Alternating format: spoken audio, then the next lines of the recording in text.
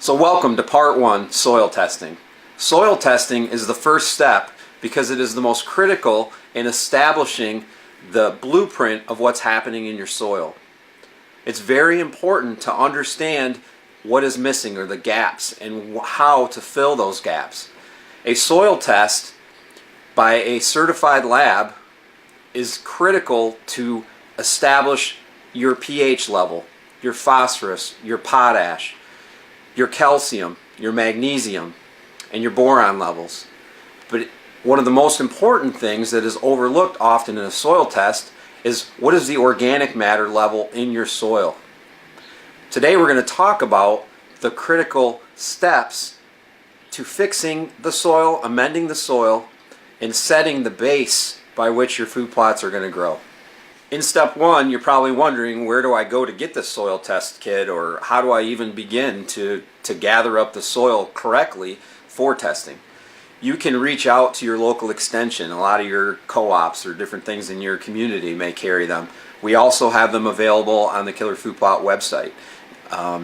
Once you get the kit is going to contain some type of a collection envelope that you're going to put the product into, the soil into, and it's going to have a form that you're going to have to fill out with the relevant information, your name, address, email, and of course you want to make sure that the packet with the soil in it, especially if you have multiple food plots, and the form have the same number or letters. So plot 1, plot A, maybe it's Big Oak or the Pappy Shack, whatever you call that particular food plot, you want to make sure that they're correlated on the packet and on the form.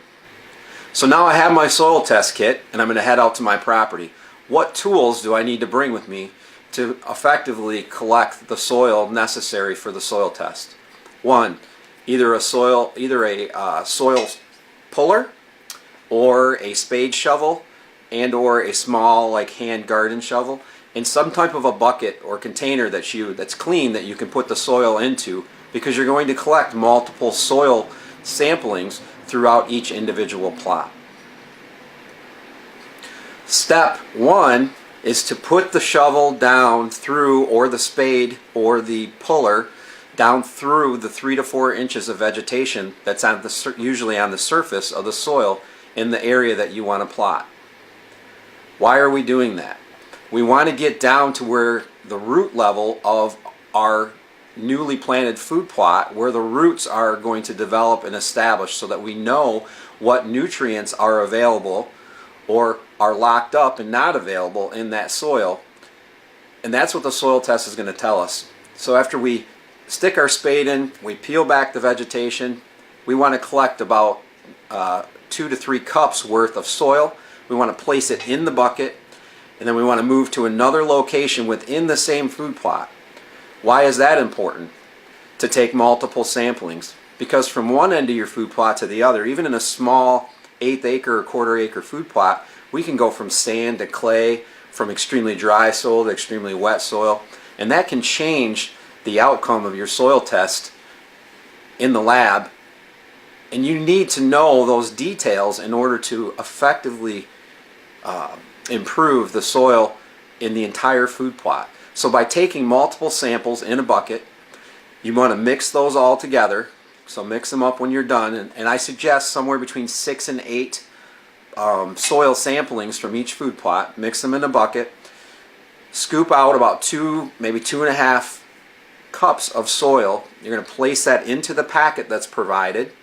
Make sure you fill out the packet before you put the soil into it, otherwise it starts to look like Light Bright, those of you that know what that is. And fill that up with your information. Take the form that correlates with the packet of soil and keep those two together. If you have multiple soil samplings that you need to take, multiple food plots, go to your next food plot and repeat those steps. And once complete, you're going to take the packet, the papers for each one of those locations. You're going to take them to your local post office or UPS, whatever you decide to use, and you're going to mail them into the lab. Or if it's your local extension, you're going to drive down to the co-op or whatever and turn them in there. I would anticipate results with your local extension somewhere between 2 to 3, maybe 3.5 weeks. So you need to make sure you're planning. If you use a Killer Food Plot soil testing kit, we usually turn those samples around in somewhere between 3 to 5 days. We process them the minute they show up in the lab, so however long it takes you to get them there, we can get you those results quickly. So when filling out the soil test kit form, it's really important that you, of course, put your name, address, email, etc. But on those forms, they're going to ask you what crop you're going to plan to grow. On a Killer Food Plot form, we have each one of our products there. It's a check in the box. If you're not 100% certain, I would always recommend that you're checking our Resurrection Clover, our Carnage Brassicas, and potentially Border Patrol. When you submit that to the lab, then they will make recommendations based on those products. If you're not sure what you want to plant and you don't enter anything, that's okay too. If you do a Killer Food Plot soil test kit, we'll be able to tell you what the correct quantity of each individual soil correction element will be, regardless if you know what you're going to plant come spring or fall. So how do the results get delivered? Depending on which option that you chose, sometimes they're mailed to you, sometimes they're emailed. The Killer Food Plot soil test samplings will come back via email unless you request them to be mailed out to you directly. Once you have those soil test results, now we need to evaluate them. The Killer Food Plot soil test comes with a free phone consultation. It's very important to understand those particulars on the soil test paper. And a lot of us don't understand it. What is phosphorus? What is potash? What is organic matter? And how do I even begin to know if it's good, bad, or indifferent? Here's an example of our form. Now this form shows you what the actual results were from your individual soil in that food plot. It also shows you the level at which you are from very low all the way to very high, and it's on a bar chart. As you can see, it's easy to read. Now towards the bottom of the form, you're also going to note these are the recommendations of how many pounds or tons per acre that are needed to be applied to your food plot in order to amend it to the level that's needed to grow that individual seed blend or crop that you're trying to grow. So you've received the soil test results back and you're like, wow, this is kind of scary, or it seems foreign to you, and it's been a long time since you were in biology class. So you're thinking, what do I do now? Well, you can go down, you can either pick up the phone, you can call Killer Food Plots, you can go down to your local extension or your mill, the places that carry the calcium, the phosphorus, the potash, and the things that you're going to need. That report, remember, is the blueprint of what's going on in your soil, and they are experts in soil correction and amendment.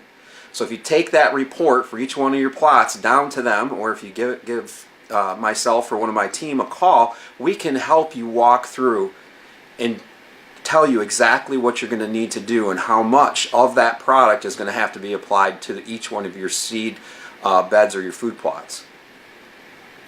It's very important to understand the determination of whether it's pounds or tons to the acre when you're dealing with lime correction or applying lime to correct your pH. pH is not the end all of what you need to do your soil. A lot of people look at soil testing and think, oh, if I fix my pH, everything else is going to be okay. That is a huge building block, and it is definitely a strong determination of success or failure in your food plots.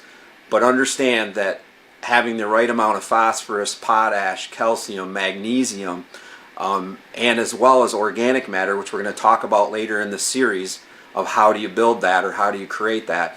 Those other specific elements in the soil are direct